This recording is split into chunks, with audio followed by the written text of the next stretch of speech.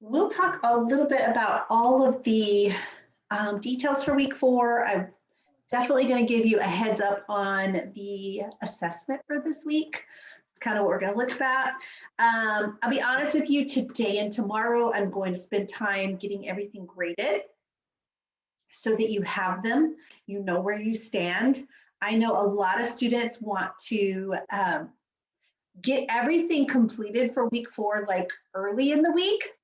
And so I will be grading early in week 4, meaning, so I'll start grading week 4 probably on Thursday, so that if you're submitting items, I will get your gradebook updated Thursday, Friday. I try not to wait till the very last minute. So just be aware that's what I do, and that gives you room. If you turn your assignment in early, it gives you room to still make some corrections if you need to. So I do that for you guys so that you are able to have time to do that. That being said, we got a lot in week 4. So let's take a look.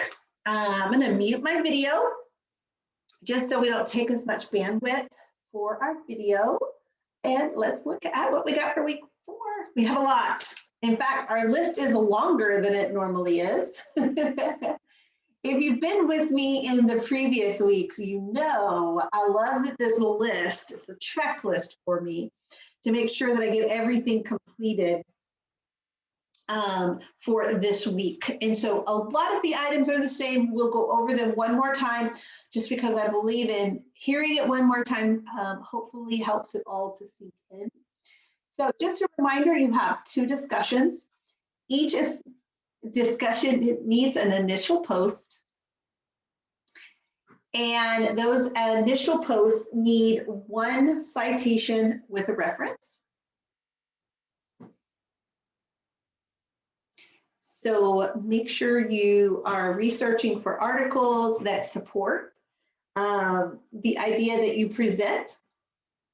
And then of course, each of those discussions then need 2 replies to classmates. And you guys have done a really good job on your discussion boards. I've been impressed with the conversations that we've had about the course content. Like, you guys are really shedding some good light as to how you're seeing our course content applied in your personal life as well as your professional life. And that's always encouraging, because that's where we see the biggest difference in learning, is when we can see how our learning applies to the world around us, then we learn more. Research shows us that. And so I'm really, really impressed with the discussions and the connections you guys are already making with our course content. So I know week 4 is going to be very similar. We're going to jump into those discussions. Many of you are jumping in so early, which is good. I mean, you're getting your discussions because then that helps you solidify what you understand the learning objective to be, so that you can do well on the assignment for the assessment later in the week. Okay, let's see. Then we have an assignment. This week is and I'm going to send out a recording where I walk you through completing that, just like I do all of the other assignments. I just believe that this really helps students to not feel like they're on their own trying to figure this out, right? Instead, they can then focus on, this is what I need to do, and hey, make sure I have this, and so forth. And so I'll send one of those out to you. Hopefully later today. That's the goal, to get all of that done. And then we have an assessment. Now, the assessment today is what I'm going to focus on in our session, because there are some essays on our assessment this week. And so just remember that you can take that more than once, more than once, to earn the highest grade possible. So we're going to look at the essays for this week here in our session. And hopefully that's going to help you maybe get some bullet points down, some things pretty easy to write about, and then you'll do really well in that. As always, you have your 4-question live lecture quiz, which this session is going to address all of those. Just a reminder that IU doesn't allow us to put the questions and answers on the board anymore together. Instead, you'll have to look in the PowerPoint. They are there. All 4 of them are there. And so I want you to just make sure you're got all the details. And then the career integration quiz. This is always a good one. It has 3 questions, and it's a good way for you to just give me some feedback on what it is you liked in the course, what it is you didn't like in the course, what you would like to see in the course, what would have helped you had we provided it. Those kinds of things really, really help us. I will tell you the playlist that you have seen for week 2 and 3, those were a product of these career integration quizzes. Students were telling us they would have liked to have seen an example, and so I made the playlist to help with that. So any tips that you can give us, insight that would help students, we would love that, and we would be happy to receive that so that we get better, right? And we help more students. Then finally, the daily checkpoint. So remember that 4 of these are required and 3 are extra credit. So take advantage of those. Not sure if you need the extra credit or not, but you never know. So want you to have them if you need them. But we have a lot for week 4, okay? And like I said, a lot of students, I shouldn't say a lot, but yeah, actually a lot of students like to have that weekend of a mod ending. They like to take that as kind of a breather. So in order to do that, they like to finish all of their course assignments, assessments, discussions. I like to finish them early, like on Thursday, Friday, and then that gives them Saturday, Sunday to rest before a new set of classes starts next mod on Monday. So feel free to do that so that you can take that break, definitely. All right, let's jump in. As always, we have learning objectives. This week's got a fair amount. We've got 5 of them. A few of them are review, and I'll highlight those. But these last 3 we're going to really, really look at.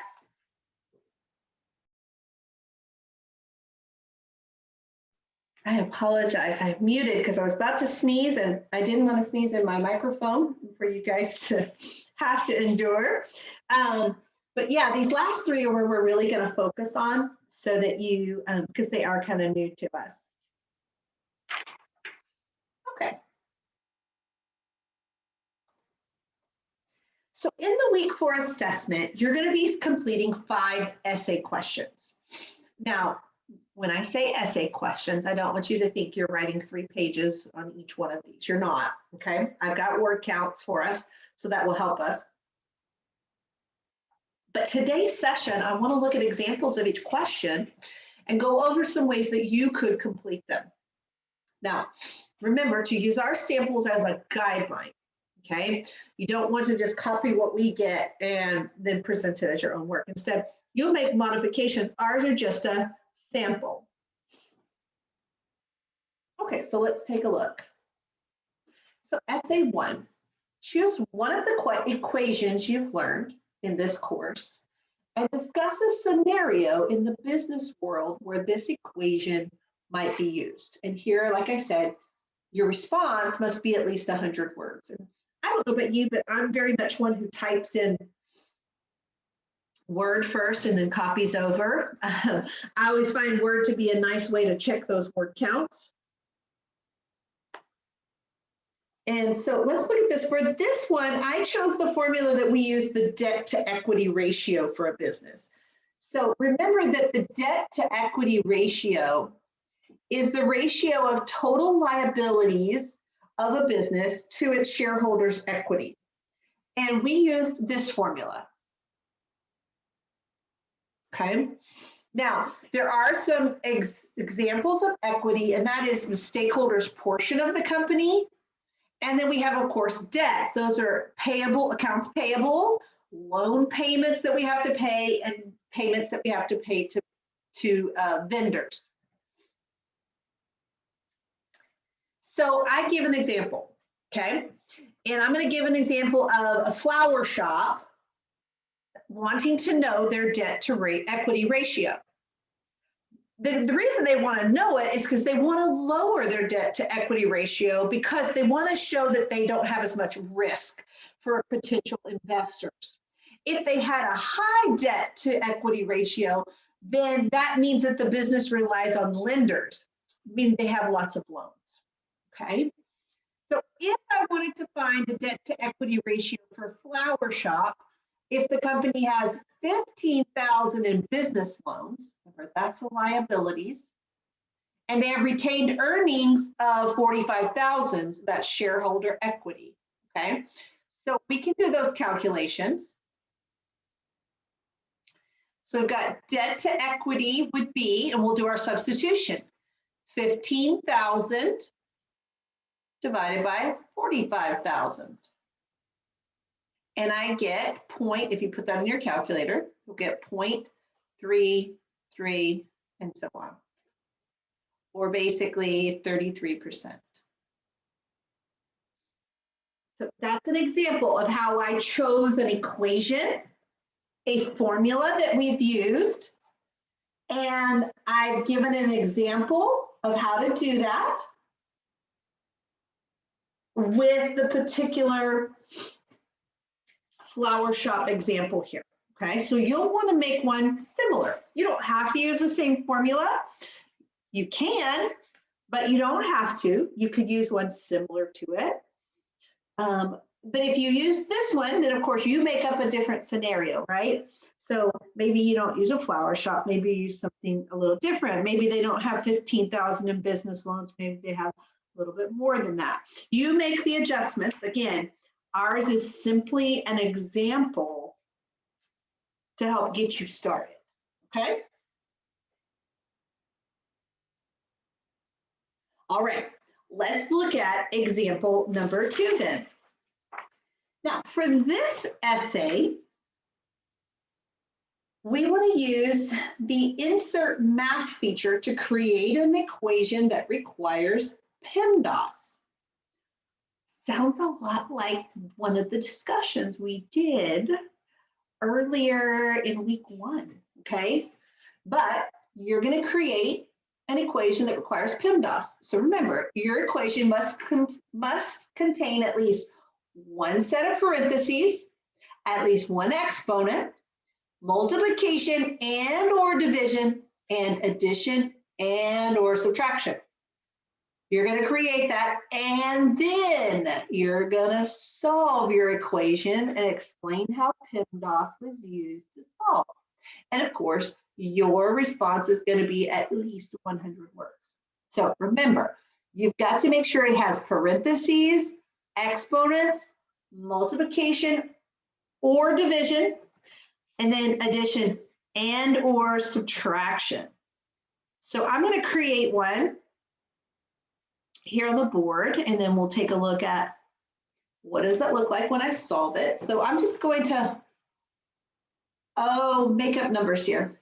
3 to the second plus parentheses 4 minus 1 times 7 minus 2. Something like that. Check what all you have. Do you have a parentheses? Yes, I do. Do I have an exponent? Yep, I do. Do I have multiplication or division? I got multiplication. And do I have add or subtract? Yep, I got both actually. So let's solve this one. Remember, we start with PEMDAS. We're going to do parentheses first. So I'm going to do this 4 minus 1. 4 minus 1 is 3. And then I've got exponents. So 3 to the second. Remember, that doesn't mean 3 times 2. Instead, that means write the 3 twice and multiply. So 3 times 3 is 9. So my exponent is done. Then we multiply. 3 times 7, 21. And then we can add or subtract. And I'm going to add the 9 plus 21 first. That gives me 30. And then I'll subtract. 30 minus 2 gives me 28. Okay. Now, let me say for my problem, I totally made up numbers. Okay. Just picked them. So don't feel pressure. Don't think, oh, I have to choose the right number. What if I choose the wrong? Like, don't overthink it. Okay. It really is an opportunity for you to choose some numbers and make up a problem, right? So keep that in mind as you're working through this essay number 2. It's a great opportunity to be able to, kind of play around with numbers and see what you get. It's okay if your answer might come out to be negative. It's okay if that happens, no worries. All right, now let's talk a little bit about types of line graphs. I'm sorry, types of graphs, period. So a line graph, and I love this picture because it gives us some insight as to when do we choose which kind of graph, okay? So if we have a line, if we want to use a line graph, it's the most common, it's the simplest and classic type of chart graph. It's the perfect solution for showing multiple series of closely related series of data. Now, when would I use a scatter plot? Now, you may be thinking, what is a scatter plot? Now, a scatter plot would be a graph that just has the dots. Something like that. And a scatter plot is good for showing the relationship between two data series and determining how they're related. Do they affect each other?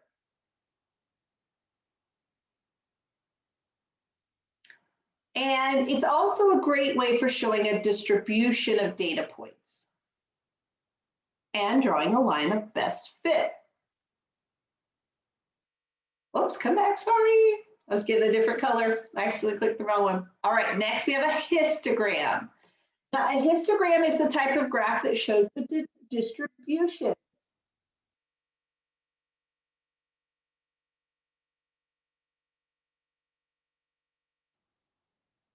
of data. And the graph, they graph the percentage or the number of instances that in different categories. And that's important as well. Then next we have an area graph. And this is the type of graph that's effective when showing stacked or cumulative data.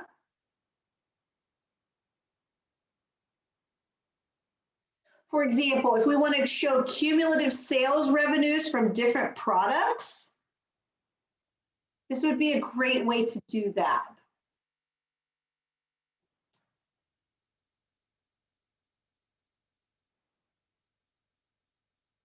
Okay, so let's look at a few more. The next one is to give examples of types of graphs. So a line graph would be used when a company wants to show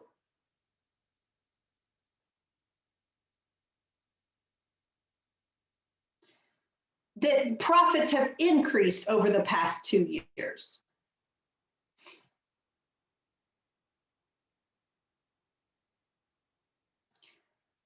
Then a scatter plot would be used to show an ice cream shop wants to keep track of how much ice cream that they have used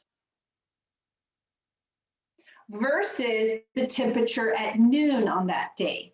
It's a great way to show a relationship between the two data pieces.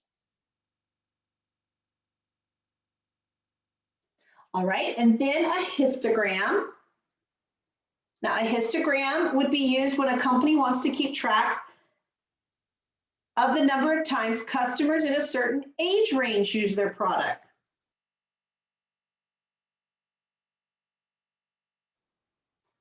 And then finally, an area graph would be used when a chain of grocery stores wants to show the profit made by all of the stores each month in comparison to each other.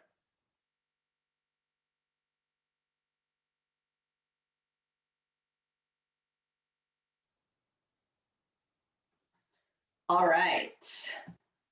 So essay 3 talks about an example of a graph. So you're going to find a graph, being sure to cite it. And then you're going to discuss how you would interpret and apply the data in the graph. And of course, you want to make sure your essay is at least 100 words.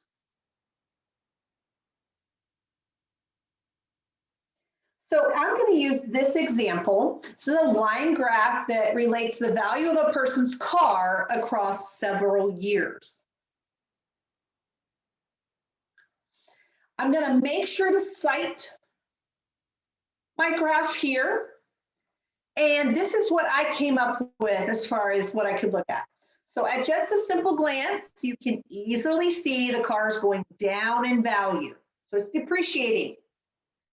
According to the plotted points in 2001, Sarah's car started out with a value of $24,000, and it has steadily decreased over 6 years, with the last data point showing that the value of the car was at $5,000 in the year 2007. And that's this point. Because the data shows the labeled dollar values, we can easily tell how much the car depreciated from 1 year to the next. For instance, in 2003 to 2004, the car depreciated $2,200 because that's what we get when we subtract those two car values. And that's what you can say about the graph based on what we observe. Now, essay number 4 asks us to explain how we would create a graph for the following equation: 20 equals 2x plus 2y. And again, as always, at least 100 words for our essay. So you're going to explain in words how you come up with a graph for this equation. And I think the easiest way to come up with a graph for this equation is to make a chart of values, is to create a table. And this would create us ordered pairs that then we could go plot. So here are my steps that I would use. I would create a table and choose several values of x. I chose to choose 5 values of x. Then I'm going to substitute those values into the equation for x and solve for y. Once I find the y value, I'm going to put it in my table so I can have my ordered pairs. And then I'll create a graph by drawing an x and a y axis, and then I'll plot each individual point. Those are my steps that I'm going to go through. Now, let me do that with an equation here. So you can see I chose 5 x values. I'm going to take my equation, 20 equals 2x plus 2y. I'm going to substitute in 0 for x. And then I'm going to solve. So 2 times 0 is 0. And then I see that 2 is being multiplied times y, so I'll do the opposite, which is to divide by y. So y equals 10. Let me put that in my chart. All right, then we do it again with x being 1. So I've got 2 times 1 this time, which is 2. Now I've got to subtract 2 from both sides. Got to do the opposite of adding 2. It gives me 18 equals 2y. And then I got to divide by 2. So y is 9. Okay, I'm going to do one more, and then I think I've got a pattern here. Let's do one more. I got 20 equals 2x plus 2y. I'm going to put in 2 for x. 2 times 2 is 4. I'll subtract 4 from both sides, and that gives me 16 equals 2y. And then I'll divide both sides by 2, and y equals 8. So you see my pattern, right? I'm hoping you do. They're just decreasing there. So I did 3 of them in hopes to establish a pattern. And then I used that pattern for the last 2. Let's go ahead and plot these points, which I have a graph on my next slide here. So remember, we start in the origin here, in the middle, and then 0, 10 tells me don't go right or left, and then go up 10. I'm going to go up 10, and I'm going to put a dot here. Okay, next, let's plot 1, 9. So you start in the center. The 1 tells us to go right 1, and then up 9, which gives me a point right here. Okay, then I have 2, 8. Again, that tells me to go 2 to the right and up 8. Puts me a point here. You're getting the idea, right? You're catching on to our pattern. That gives me 3, 7. Then that I plot one more, and that gives me 4, 6, right? I should catch on the pattern, right? Now remember, we're only plotting 5 points. There are a lot more points on this graph, so I'm going to go ahead and connect these. Forgive me for my non-straight line there. And I'll put arrows on the end because this line would keep going in both directions. And that's how I graphed it, right? I made my table, chose 5 values for x. I plugged those values into the equation so that I can get my values. Then, once I have my y values, I make my ordered pairs. Then I plot my ordered pairs, and then I connect them on my coordinate graph here.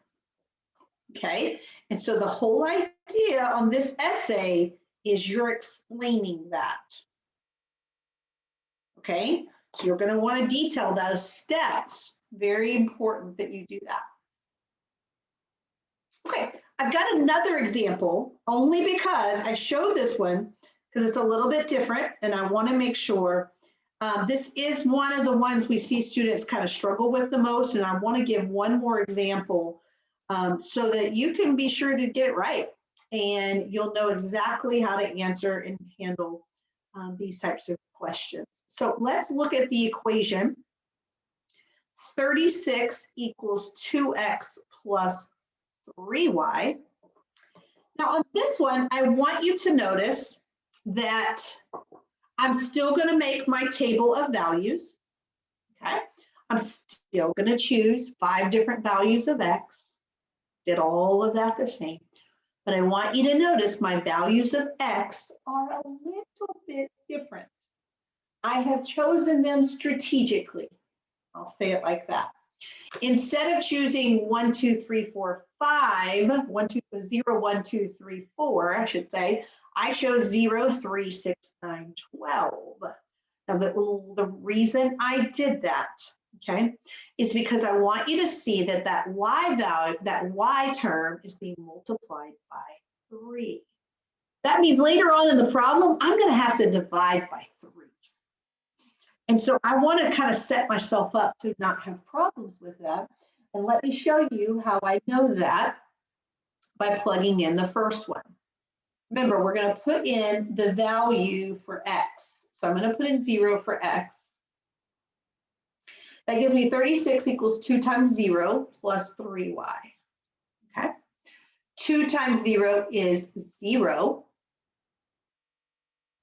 And now, in order to get that y by itself, it's being multiplied by 3. I have to divide by 3. Remember, that's what I was talking about. We have to divide by 3. That's why I chose values that were multiples of 3. Okay, let's do another one. And now I'm going to put in 3 for x. So 2 times 3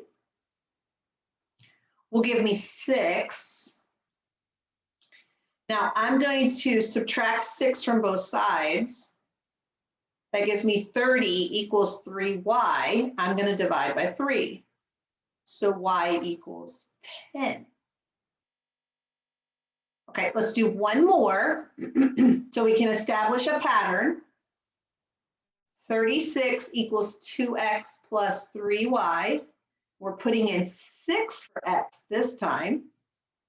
So I've got 2 times 6, which is 12. Now I'm going to subtract 12 from both sides.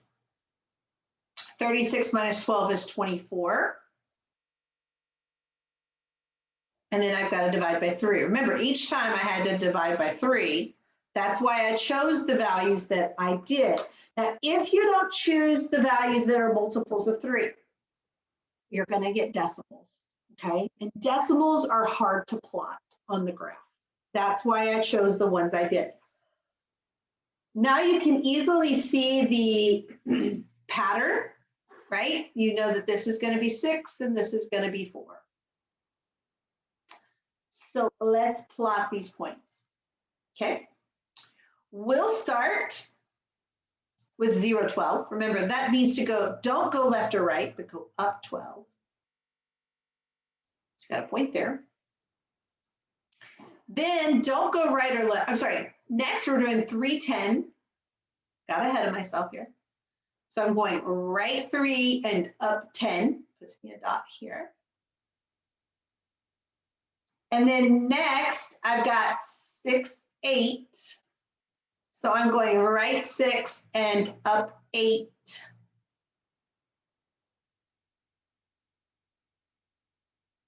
And then I'm going 9, 6. So I'm going right 9 and up 6.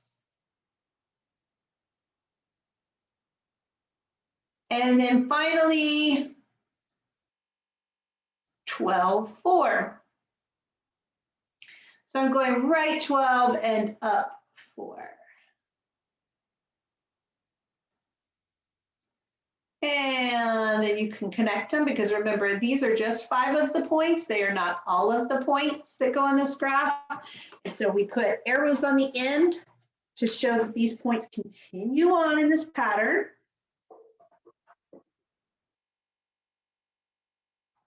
Okay, all right, so we've gotten through 4 of the 5 essays that you're going to see on the assessment this week. So I hope we're setting you up for some really good essays. Remember, each one's 100 words. But I think when you use some of the steps that we talked about, when you use some of the examples as samples for you, you're going to have no trouble getting those 100 words. And I always encourage students, put down something, right? Put something in for that essay, whether it's perfect or not. Of course, you want to do your best, but something is better than nothing. I love to give partial credit. So, all right, let's do one here. let's see how we would explain how to, so in this set of this one, instead of us doing it, let's explain how we would do it. So step number one, we're going to choose 5 values for X. Okay. Then we create a chart. And I'm going to let you flesh out these sentences a little bit more, okay? Remember, we create a chart with X and Y in them, okay? Then we substitute the values for X. So substitute, I can't spell today, do apologize. So we substitute the values for X and solve for Y.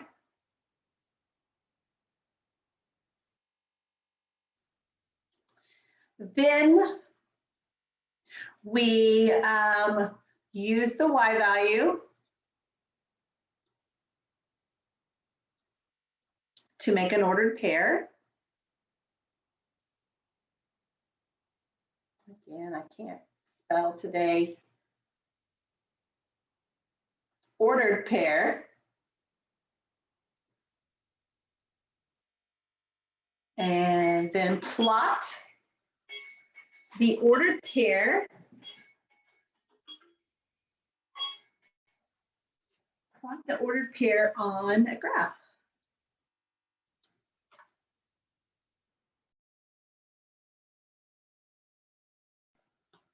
Again, I apologize for needing to sneeze today. All right, plot the ordered pair for your graph. Okay, now, of course, you're going to put more detail in there than that, right? You're going to make more complete sentences than I did, but this gets you started, okay? And we've given you quite a few examples. You can talk a little bit more about the specific 5 values of X that you are choosing. You can go through all of those details, and I think they're going to be really good for you. So take a look at that. Spend some time. I think number 4 is probably going to be the one you have to spend the most time on. And that's not bad. That's not bad. You just need to know that going in, that that's going to be the one you have to spend time on.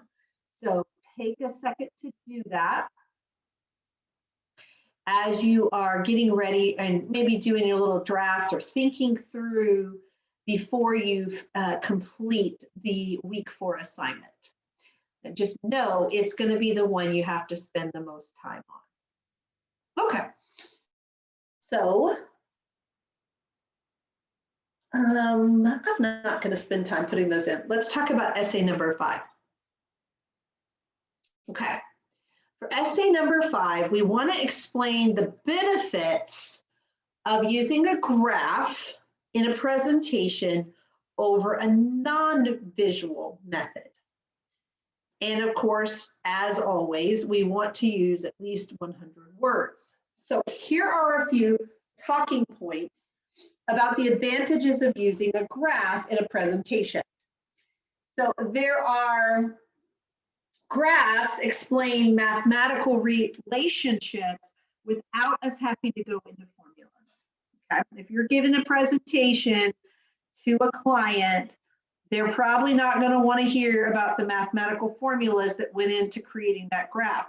But the graph itself will convey a large portion of data in a few seconds. Okay? And so many times a graph is a nice tool, especially if your presentation is limited in time, meaning you don't have an infinite amount of time to put into your presentation.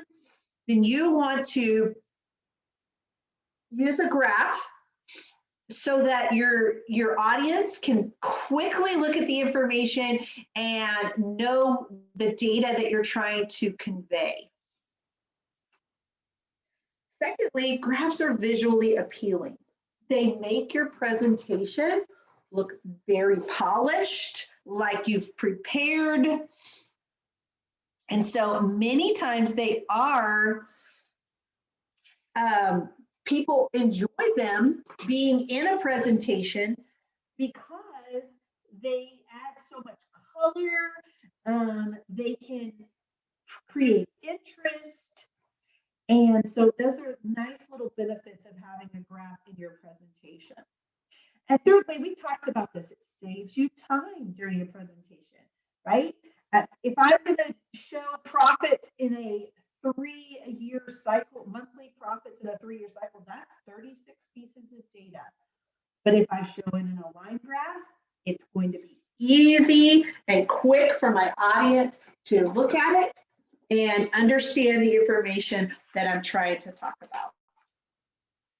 And then finally, graphs help support logical ideas. It helps us to make connections between the data and the analysis piece that we want our customers, our audience, our clients, whoever we're presenting to, whatever connections we want them to make, they can easily be seen through a graph. And it kind of confirms in the mind of our audience those connections as opposed to us just telling. So the last question for the live lesson quiz talks a little bit about the cost of goods sold. Okay, so I'm giving an example here. Sorry, wanted to get that clearly out. The beginning inventory was valued at $1,500 and they spent $2,200. At the end of the period, the ending inventory was valued at $1,100. So the wording for this problem is a little bit vague. So what it's meaning is that the company started out with $1,500 of product and they spent $2,200 more on more product during the period. And so this puts their ending inventory value at $3,700. At the end of the period, they had inventory of $1,100. So we simply can find the cost of goods sold by just subtracting the $3,700 minus the $1,100. And I present this because the wording is super, super vague here, and a lot of students get confused. So I want to make sure that we were clear on what the cost of goods sold is. So again, they start out with inventory of $1,500. Then they spend $2,200 on additional inventory.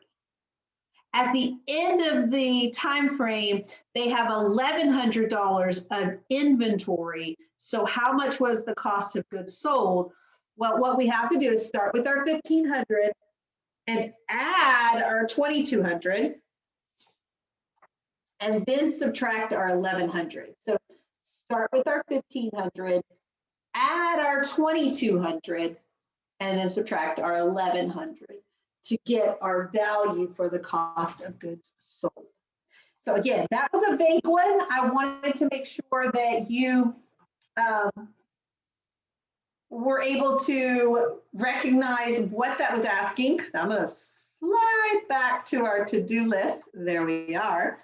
That's a good one. I want to make sure we're real clear on everything that's due for week 4. You've got 2 discussions. You've got an assignment.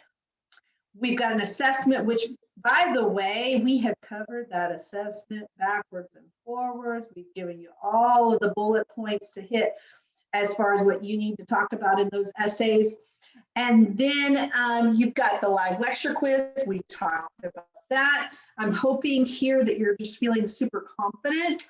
Watch all of the examples that I did were on purpose because maybe they have a connection to the live lecture quiz. I'll give that little hint out there. The career integration quiz, don't forget, give us some good feedback. We'd love the opportunity to continue to improve for the benefit of future students in our class.